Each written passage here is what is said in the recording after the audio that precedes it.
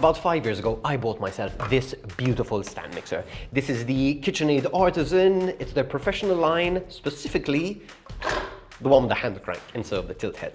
Now, picking this machine for me was kind of a no-brainer because I used it a ton in professional kitchens. I was used to using it, but it was crazy expensive. So in today's video, we are going to take this machine through its paces and we're going to answer the question, is this still the best stand mixer for most people, or is it just really overkill for most home kitchens?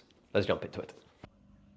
For our first test, we are making a simple cake batter. It's fairly straightforward, but it's an important test. Professional mixers are typically designed for larger volumes, which means they often struggle with small batches of ingredients. Now, adding ingredients is fairly easy thanks to the large stainless steel bowl, and everything feels really sturdy and well built here. From the hand crank that engages the bowl, to the plastic splash guard, and even the speed slider. Now that guard has a small opening for pouring, which works perfectly if you're using a narrow container. And it still gives you full visibility of the bowl to make sure you can keep an eye on what you're mixing. Now at first, I thought a small batch of batter might highlight a weak spot here, but honestly, it handled it really well. I only ever had to scrape down the bowl once for this tiny little patch of flour, and the final result was smooth, even, and well aerated. Exactly what you want from a professional mixer. Okay, so far we're passing with flying colors, but that was the easy test. Now let's really put this thing through its paces with some proper bread dough. Now adding ingredients here is once again fairly straightforward, even when you don't do it perfectly. And despite the glossy finish on the machine, the surface is wiped down really well with a damp cloth. Now, bread dough is typically where you start to see what a mixer is truly made of. It's dense, it's sticky, and it demands torque from your machine. This is where the extra power of the professional Kitchenaid should really shine through. Now, I made a relatively small batch loaf to simulate the average baking scenario in a home kitchen. At first, I wasn't sure if the dough hook was good enough to catch all the flour and incorporate it well, but by the time I went to adjust my camera, the dough had already come together beautifully. And even at slightly higher speeds, which I normally would not recommend using your mixer for, this motor championed on. The amount that it shook around on the countertop was minimal, the top housing stayed pretty cool, and after 10 minutes I had a smooth, elastic dough that passed a clean window pane test, and just to make things that little bit more impressive, I wasn't even using bread flour here.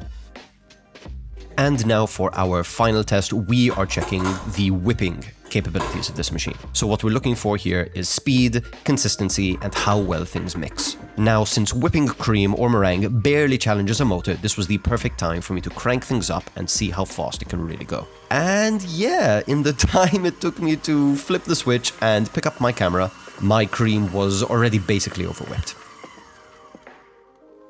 Less than 30 seconds. That is all this took.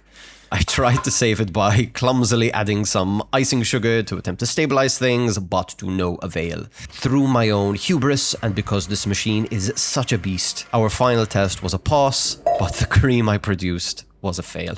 Still, that kind of speed and power means that the mixer handles delicate tasks like this just as easily as the heavy ones. You just have to be paying attention for it. Now, before we come to reach a final verdict, it is very important to discuss the drawbacks of this machine.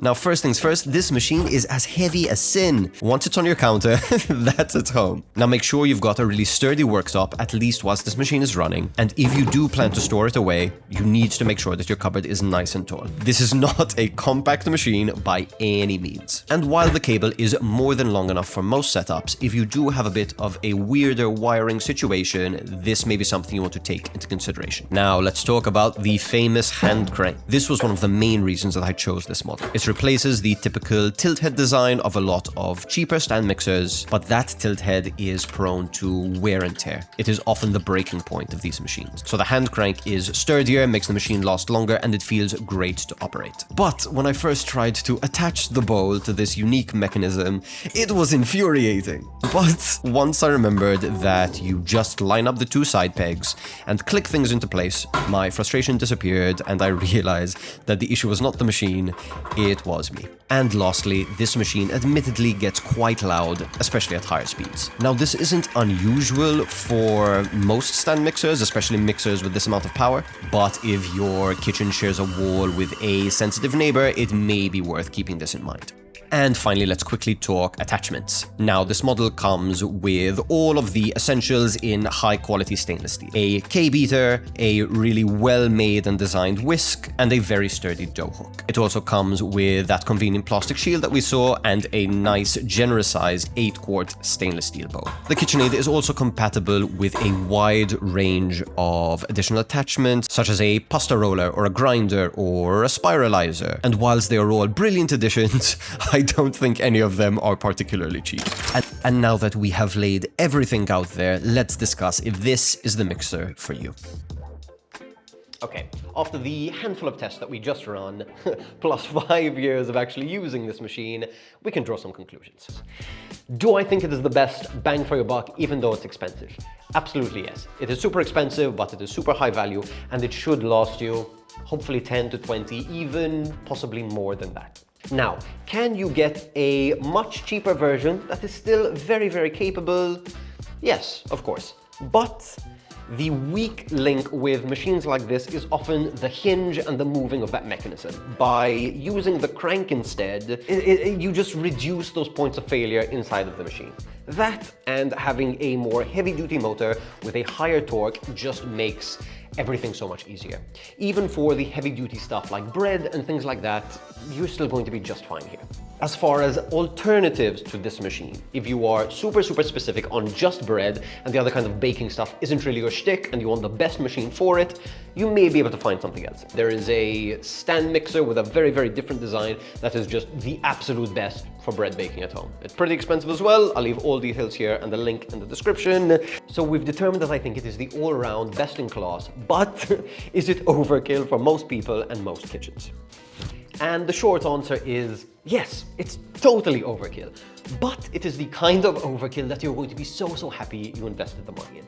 It is overkill because it's a little bit expensive and the bowl is so big you could literally offer to cook your best friend's wedding cake and you would have a piece of equipment that could stand up to the job. Yes, it is overkill in the amount that you are spending, but you are gaining years and years of usability. You're increasing the lifespan of this machine.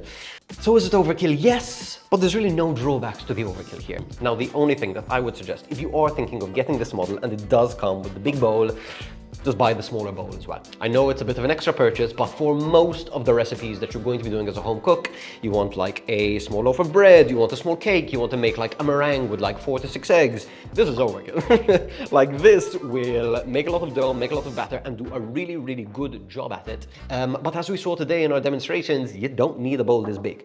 Do you need a big board that's this powerful? Probably not either, but it means that it's not wobbling around, you don't need to worry about it as much, you're not going to burn out the motor as much. It's just a lot more reliable. Thank you so much for watching. If you'd be interested in buying this or any of the other bits and pieces, I left affiliate links in the description. Thank you so much for watching, and I'll catch you in the next one. Bye. Maybe the most I've baked in years.